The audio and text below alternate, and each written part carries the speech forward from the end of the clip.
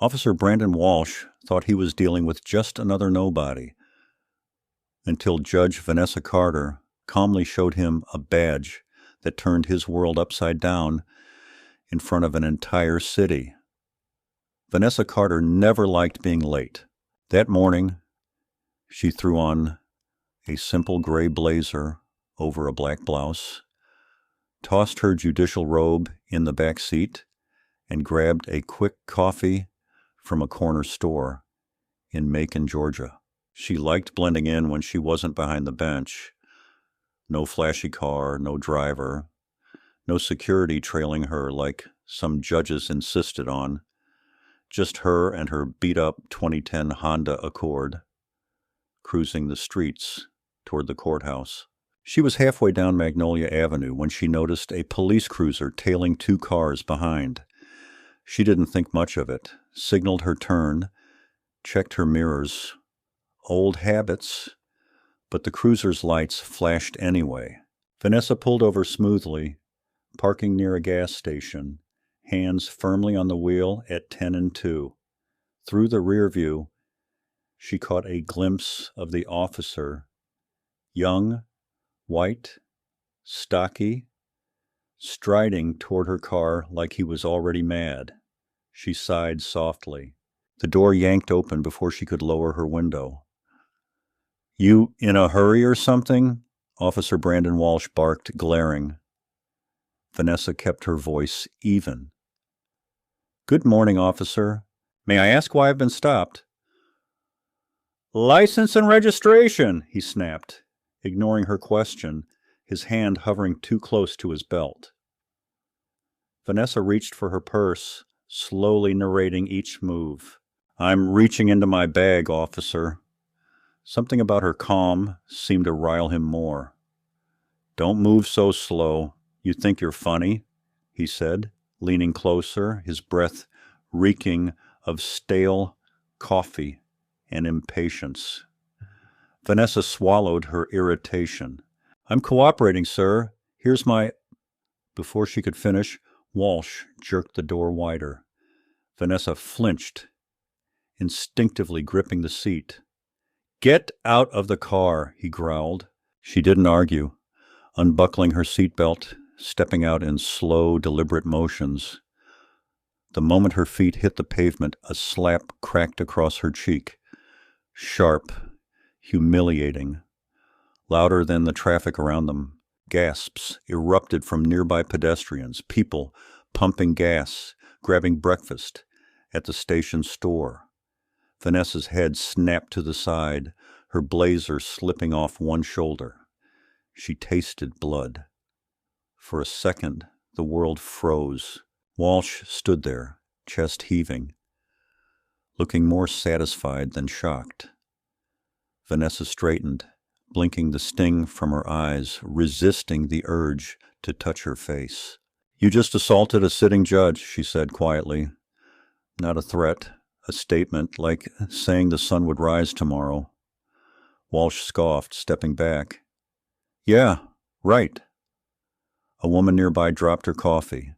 A man, pumping gas, muttered under his breath. Phones came out. Shaky fingers hitting record.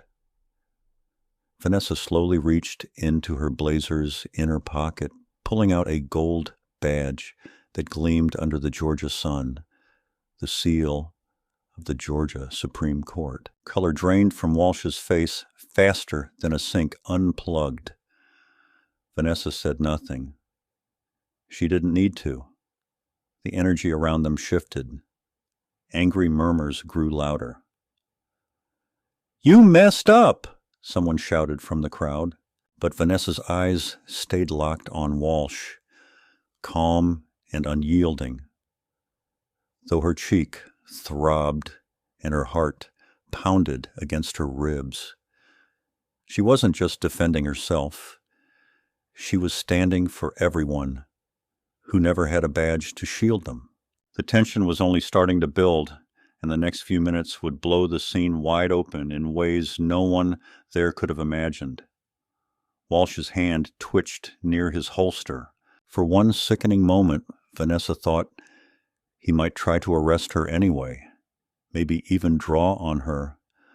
But something about the crowd pressing closer, phones raised like shields, made him hesitate. "Put that down," Walsh barked at a teen recording across the street.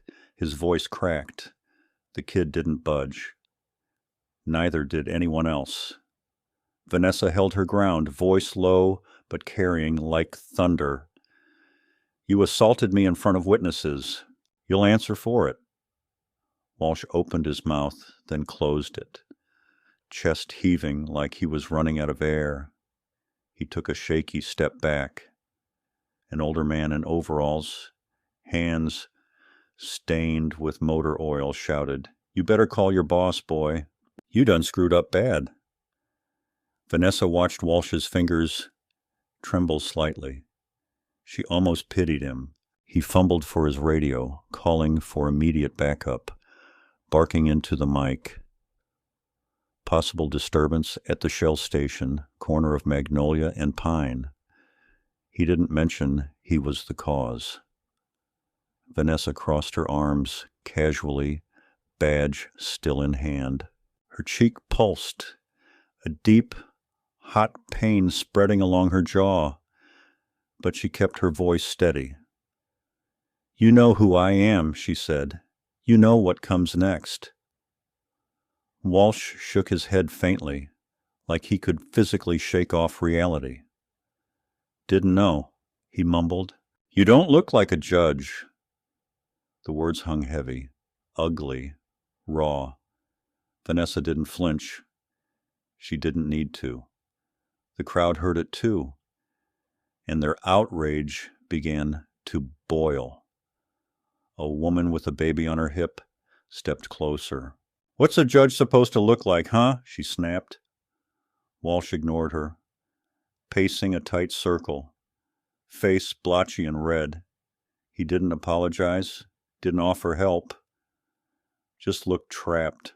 The first patrol car screeched up seconds later, 2 officers jumping out, one black, one white, hands hovering at their hips, eyes widening at the scene. Vanessa spoke first, not shouting, not pleading, but commanding, like a judge. "Officer Brandon Walsh assaulted me during a traffic stop. You're now witnesses to that fact. My name is Judge Vanessa Carter, Georgia Supreme Court." The black officer blinked twice, processing. His partner, a woman visibly tensed, staring at Walsh like he was radioactive. "You serious?" she asked, squinting. Vanessa just raised her badge higher, letting the sun catch it. Another car pulled up, then another. Sirens wailing in the distance. Urgent. Not the lazy kind for minor calls. The gas station manager ran out, yelling, "I got cameras! It's all on tape!" Walsh's shoulders slumped, like the whole city had crashed down on him. Vanessa watched, waiting to see if he'd own it, apologize, try to fix even a sliver of what he'd broken. He didn't. Instead, he turned away, muttering curses under his breath like a kid caught lying. The other officers moved in, separating him from Vanessa, boxing him in. The crowd tried to make sense of a situation already spiraling beyond their control. Someone on the radio shouted, "Lieutenant Brooks en route, 3 minutes." Vanessa caught the sidelong glances from the responding officers. Half sympathy, half fear. They knew this wouldn't stay local, not with half the city holding phones, not with security footage from 3 angles. The female officer, name tag reading Jenkins, approached cautiously. "Ma'am, are you hurt?" Vanessa nodded once. "He struck my face." Jenkins looked like she wanted to melt into the asphalt. "Medics are on the way. We'll handle this." Vanessa held her gaze. I'm staying until Lieutenant Brooks arrives. Her tone left no room for debate, and so they waited.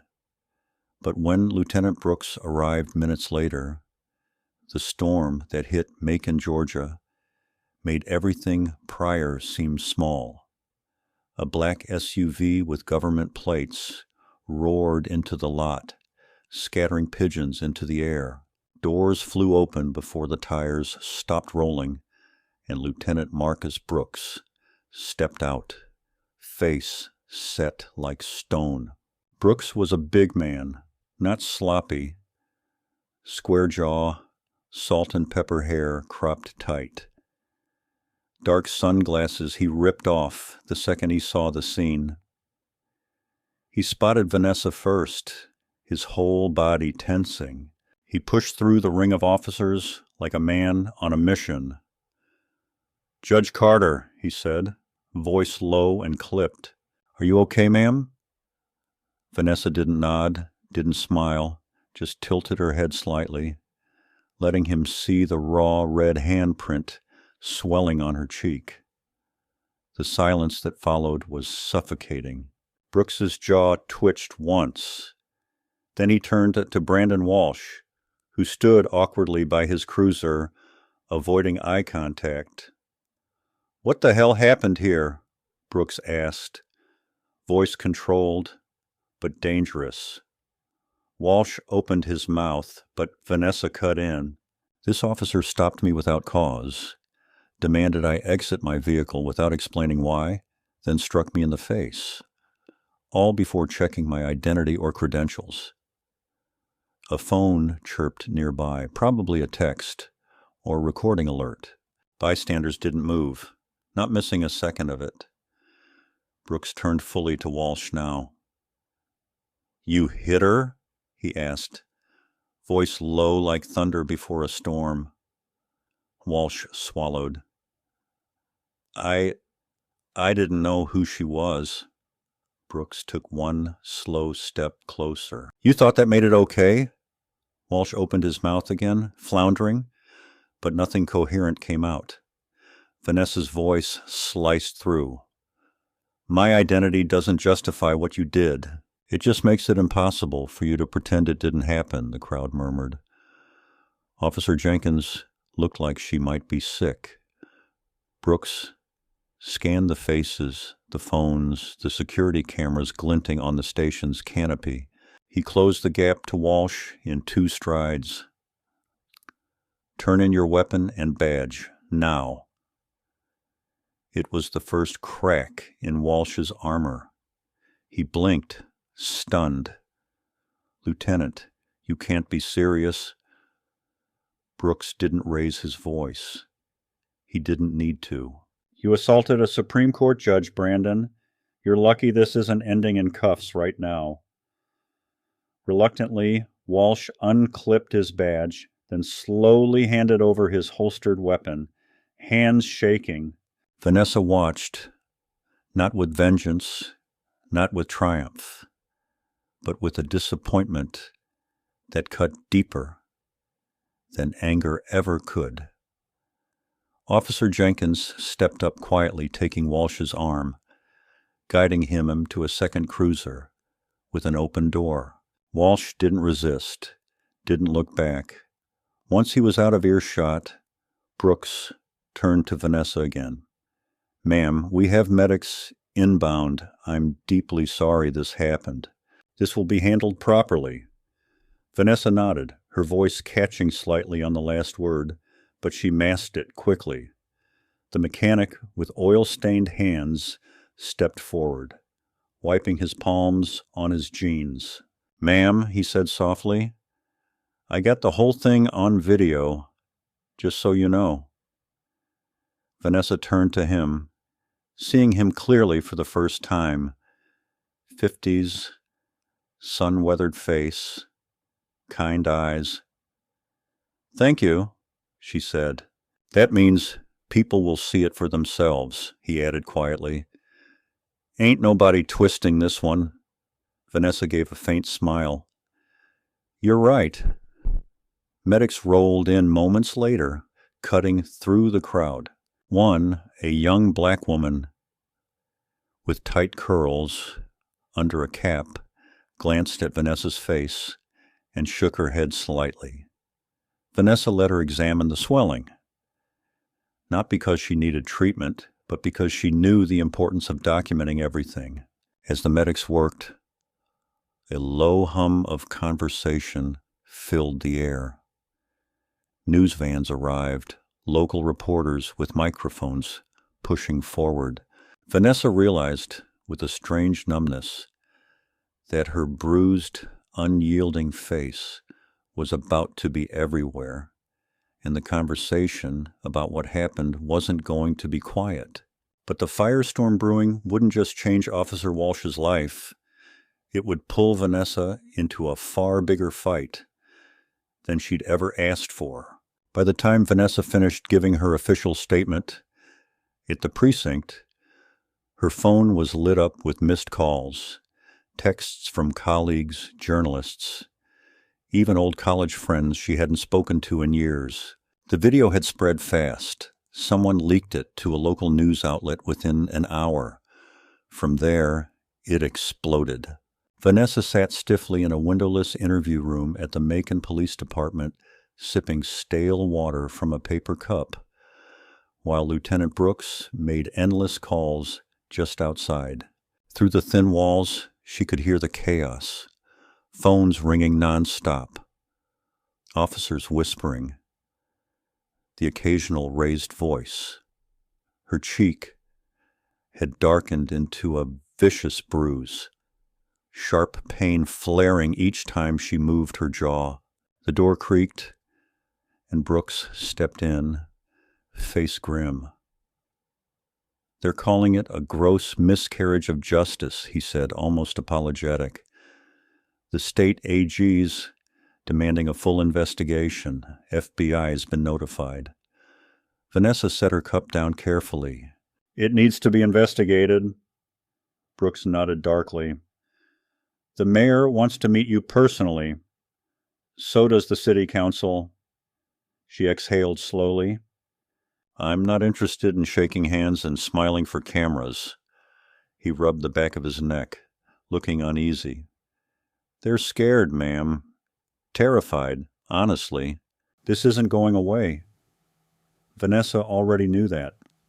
She could feel the weight of it, like a heavy coat she hadn't asked to wear. "I'm not here to make them comfortable," she said quietly. Brooks didn't argue. A young officer knocked and poked his head in. "Lieutenant, you need to see this." Brooks frowned and stepped out. Vanessa followed into the main hall, where TVs blared above the reception desk. There was her face, close up, the swelling stark under harsh lighting. A banner screamed, "Georgia Supreme Court judge assaulted by Macon officer."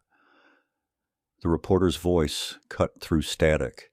"Civil rights organizations are already demanding criminal charges against Officer Brandon Walsh, who was suspended without pay earlier today." Vanessa caught a glimpse of Walsh being led from the precinct in cuffs, looking smaller, hunched, surrounded by a wall of grim-faced deputies. It didn't feel like victory. It didn't feel like anything. A woman from Internal Affairs, thin and sharp, with cropped blonde hair, introduced herself to Vanessa and handed over a copy of her preliminary report. It said what she expected: excessive force, failure to verify identity, disregard for proper procedure, violation of civil rights. "This'll move fast," the woman said. "Too much attention now." Vanessa didn't bother smiling. "Attention fades. Justice shouldn't." The woman gave a rare, grim nod of agreement. As Vanessa headed to the parking lot later that evening, flanked by 2 plainclothes officers, she paused on the steps. Across the street, a crowd had gathered. Not protesters yet, but concerned citizens holding candles, some with handwritten signs. "We stand with Judge Carter." A teenage girl broke from the group, darting across the street, stopping a few feet away. "I just wanted to say," the girl said, voice trembling, "you're really brave." Vanessa's throat tightened unexpectedly. She smiled gently. "Thank you." "So are you." The girl's face lit up, and she dashed back to her friends. Vanessa lingered a moment, taking in the scene. She hadn't asked for any of this fame, sympathy. She just wanted to get to court on time and do her job. But sometimes life hands you a fight you didn't choose, and you either step up or let it pass. Vanessa Carter was never the type to stand quietly aside, but the pressure was about to climb higher as she braced for the tidal wave of public reaction, support, criticism, and everything in between. By the next morning, Vanessa's name was everywhere. Cable news anchors dissected the incident like a heavyweight bout. Talk radio was flooded with calls, some outraged, others disturbingly defending Walsh's actions. Vanessa sat at her kitchen table in her modest brick home on Macon's east side, a mug of black coffee cooling beside her laptop.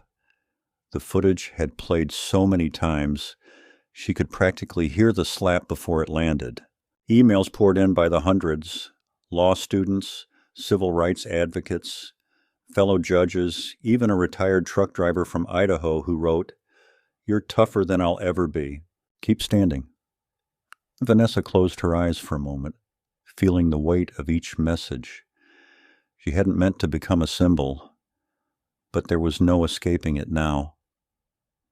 Her phone buzzed again. It was an old law school colleague, Malik Turner, now a professor at a small college in Virginia. His voice cracked with emotion the second she answered.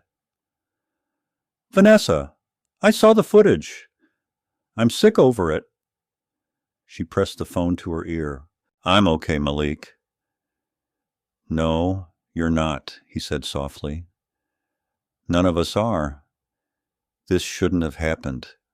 Not to you. Not to anyone." Vanessa didn't argue. What could she say? That she somehow expected it?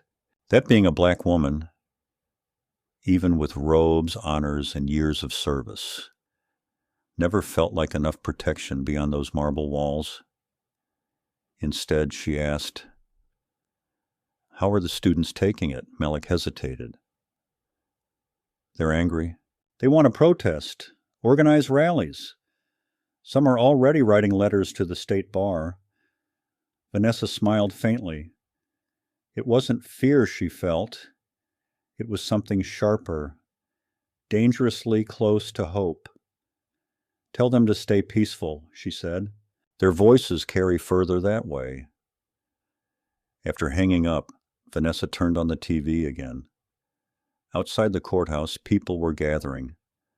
Homemade signs waving, some faces streaked with tears, others filled with quiet, righteous anger. An elderly black woman in a church hat spoke into a microphone, voice trembling. "This is about dignity," she said, "about respect that shouldn't have to be earned with a title or a badge." Vanessa leaned back in her chair, absorbing every word. This wasn't just her story anymore. Across town, rumors swirled that Walsh had hired a high-powered attorney from Atlanta. Some TV pundits were already speculating he'd claim he feared for his life. The same tired excuse Vanessa had seen trotted out in case after case that never got proper justice. But this time, there were too many witnesses, too much undeniable evidence, and maybe, just maybe, the country was tired of excuses. Vanessa pictured the crowd gathering in the sticky Georgia heat, young faces with signs, old veterans leaning on canes, Kids on shoulders, chanting her name, not because they knew her, but because they knew what she stood for. Not a perfect system, not a fairy tale win, but a stubborn demand that dignity belonged to everyone. The doorbell snapped her out of her thoughts. 2 plainclothes detectives stood there, looking serious but respectful. One, a tall black man with a thick Savannah accent, introduced himself as Detective Jerome Hayes. "Ma'am," he said warmly, "we're assigned to assist with security. Just for your safety. Things are heating up." Vanessa appreciated the honesty. She nodded. "Thank you." Detective Hayes gave a slight smile. "We've got you, ma'am. Nobody's touching you again." For the first time in 2 days, Vanessa felt her chest loosen slightly. She wasn't alone in this, not by a long shot. But as the wheels of justice spun faster behind the scenes, Vanessa knew true accountability wouldn't come easy or quietly. The courtroom buzzed with an energy Vanessa hadn't felt in years. Not excitement, not fear, but something heavier. A demand for something most folks around Macon weren't used to seeing. Real consequences.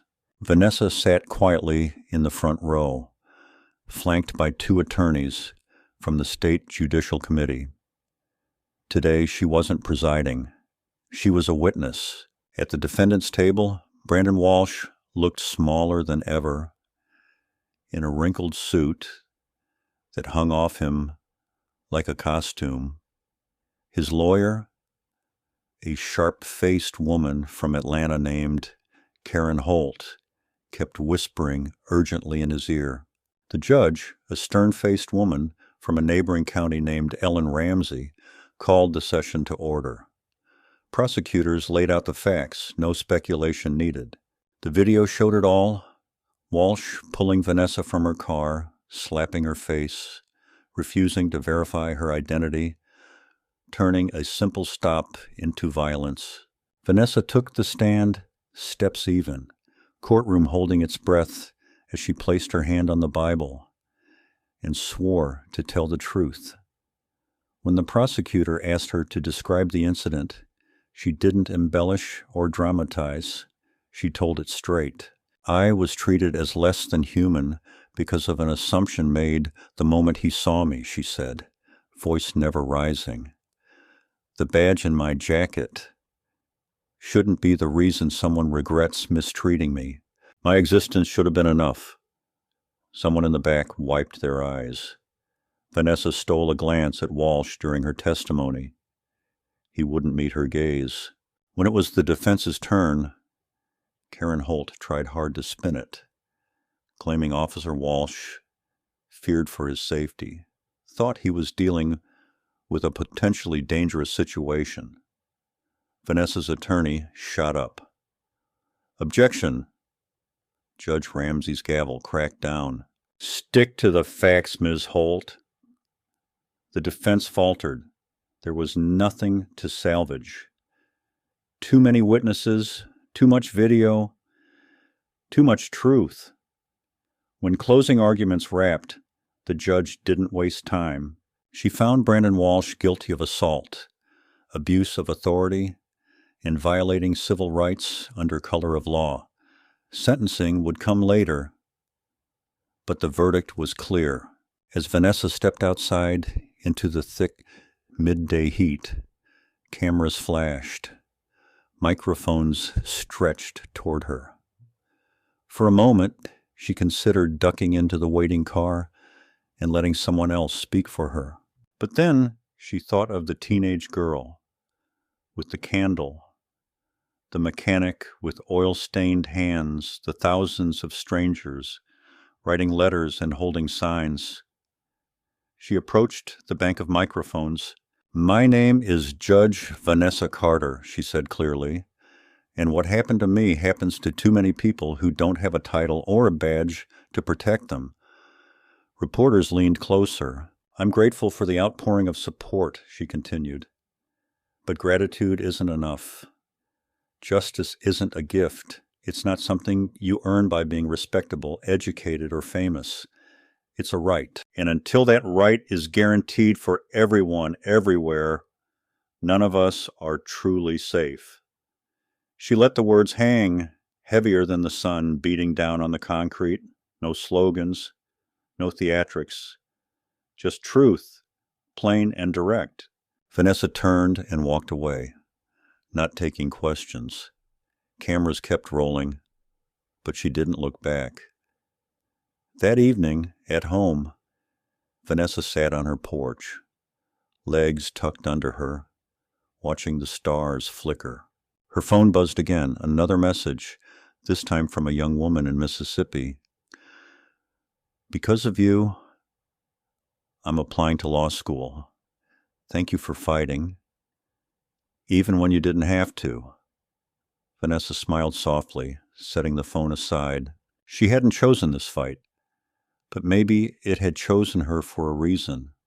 Maybe, in some small way, standing her ground had sparked something bigger than one trial, one city, one bad cop.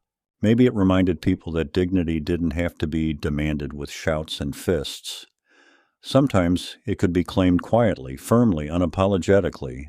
But as Vanessa sat in the warm Georgia night, she knew the real work, the hardest work, was just beginning.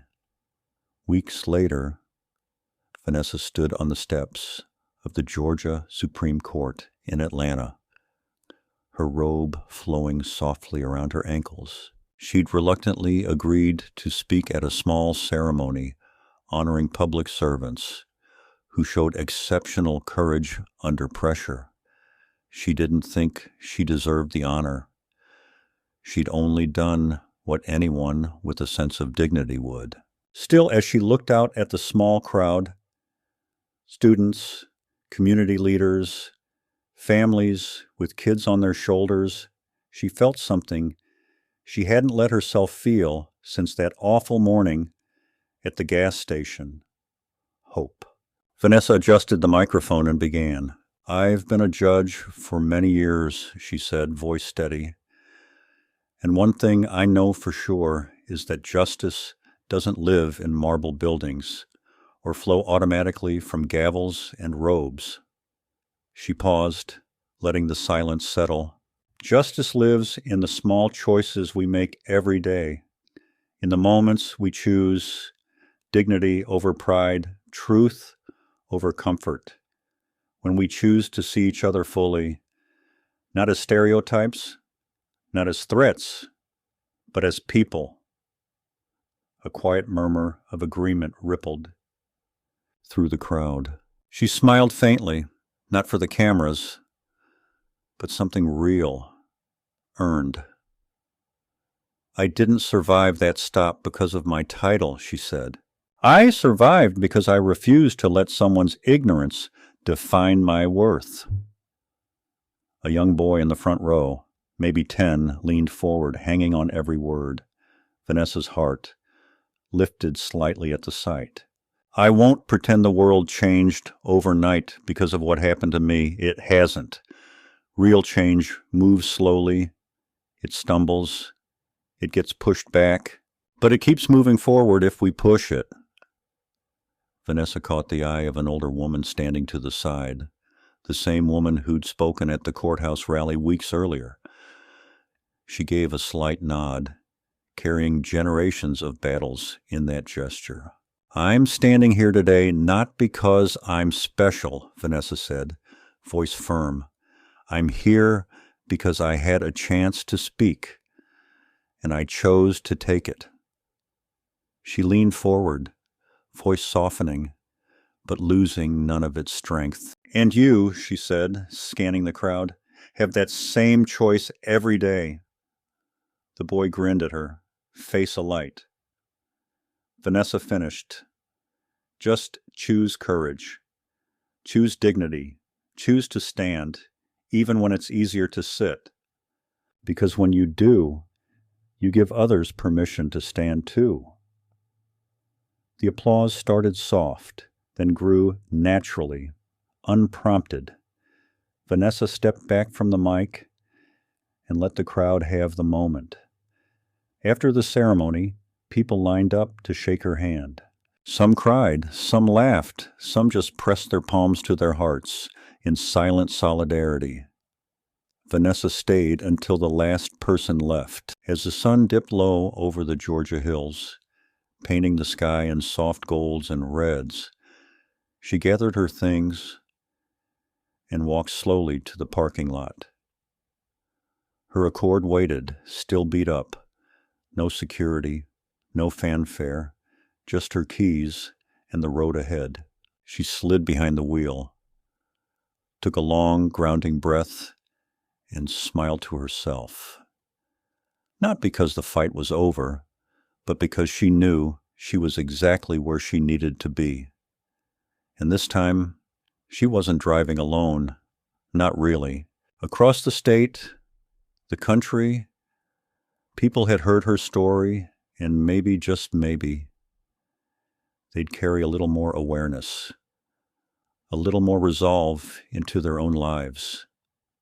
Vanessa Carter didn't need monuments or headlines. She needed change, stubborn, everyday change, and she was ready to keep fighting for it, however long it took. If you believe in standing for dignity, respect, and truth, even when it's hard, don't stay silent. Be someone's reason to hope. Share this story, and let's keep pushing forward together.